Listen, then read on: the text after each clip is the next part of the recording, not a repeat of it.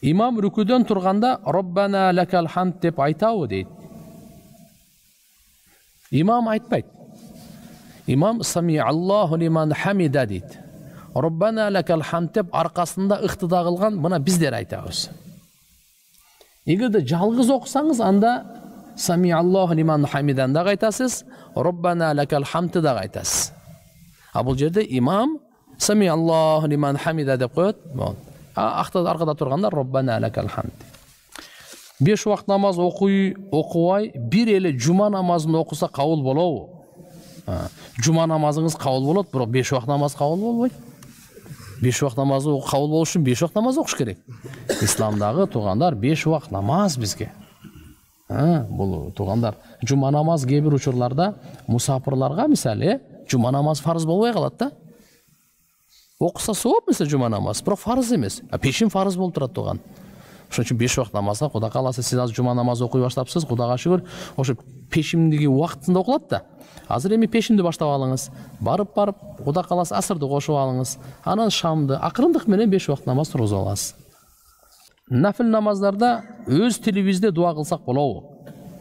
Жок, нафил намаздардын ичинде деле туугандар мисалы өзүнүн тилинде кыргызча, орусча, уйгурча, өзбекче, казакча, тажикче дегендей болбойт.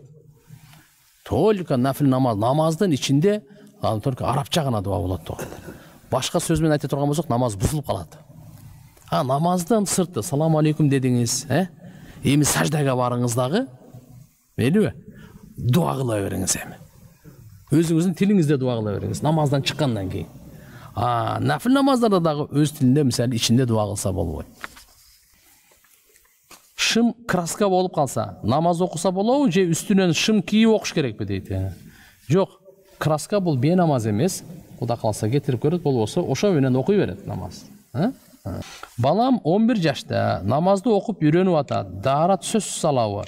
Же гусул алып окуса болобу? Сууга даарат алса, азыр суукта суук тийип калбасын дейм дейт. Жок, Кудай кааласа ошол жылуу суу кичине дайындап койгула. Жок, Кудай кааласа жылуу суу менен эле алсын, муздак суу менен албасын. Биз деле айтабыз дайыма ошо балдарга да мына суукта суук болуп калбасын деп, жылуу суу менен алыш керек. Бул ибадат да дааратчы. Намаз дагы ибадат. Бул жөнөкөй эле бекерчинин иши эмес да булчу. Бул деген Алла Тааланын буйругун аткарып атат, кулчулдук кылып атат. Ахиретте сооп, ата-энесине чоң ийгиликтин, жакшылыктын алдында турат. Бул ибадат туугандар. Ошо ибадатка өзүбүз шарт түзүшүбүз керек да. Өзүбүз ошого шарт түзүп, өзүбүз жакшы карашыбыз керек да. Стюардесса болуп иштегендер кантип намаз окуйт? Алар бир мамлекеттен экинчиге барганда сааттары алмашып турат.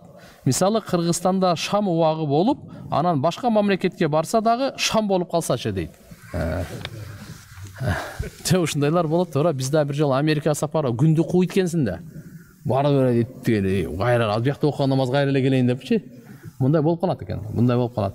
Бул эми негизги ошол самолет учуп баратканда ошол жердеги намаздын убактысы менен окуп кете берет да. Кайталабайт эден карап. 27 жашыман баштап намаз окуп баштадым. Алла хидаят берип. Азыр 44 жаштамын. 27-ге чыкканга чейин намаз фарыз экенин билген эмесмин.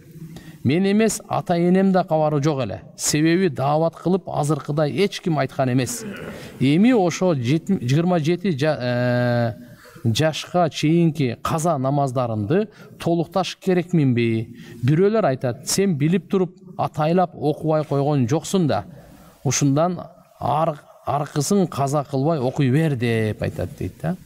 Мындай туугандар. Эгерде өзүн мусулман деп эсептеп жүрсөң, анда казаны окуш керек. Өзүңдү ошол убакта мейли намаздын фарыз экенин тияк-бияк бекапарлык менен билбей жүрдүң, билим албай жүрдүң, эми биз күнөөлүү эмеспиз да мисалы. Барыбызда мисалы ушундай бар. Эми кандай? Эгерде мен ошо мурда деле мына 27 жашка чейин өзүңдү мусулман катары эсептеп жүргөн болсоң, анда карыз бар. Эч иншалла көз коркок кол батыр, карызды окуй бериңиз. Кудай кааласа иншалла бул окуганыңыз эч качан текке кетпейт. Ахиретке барсаңыз, эгерде окубашың керек эле десе, бул ар бир саждага все равно сооп аласың сен. Хоть мисалы күйбөйсүң. Эгерде окушуң керек эле деп калса, анда бул жактан вдруг окубай барып калсаң чатаганда. Аял киши Ханафи мазхабта амин деп доушун чыгарып айтса харамбы?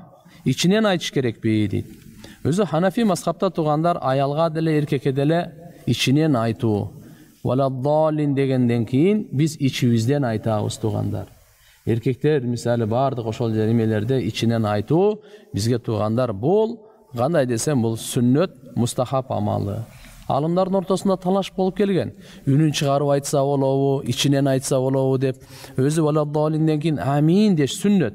Бирок жакшырагы Ханафи Абу Ханифа рахматуллахи алейхи айтат, ичинен айтсын, анткени Куранда Алла Таала дуаны ичиңерде кылгыла деп айткан. Амин бул дуа дейт. Имам Шафии болсо бул айтат, аминди үнүн чыгарып айткан жакшыраак деп айтат. Жакшы менен жакшырактын ортосунда талаш аулавиятта. Кандай болбосун аялдар бул эми харам деп, мына харам эмес, эми макруh болуп калат. Мисалы аялдар үнүн чыгарып айта турган болсо, ичинен айтыш керек.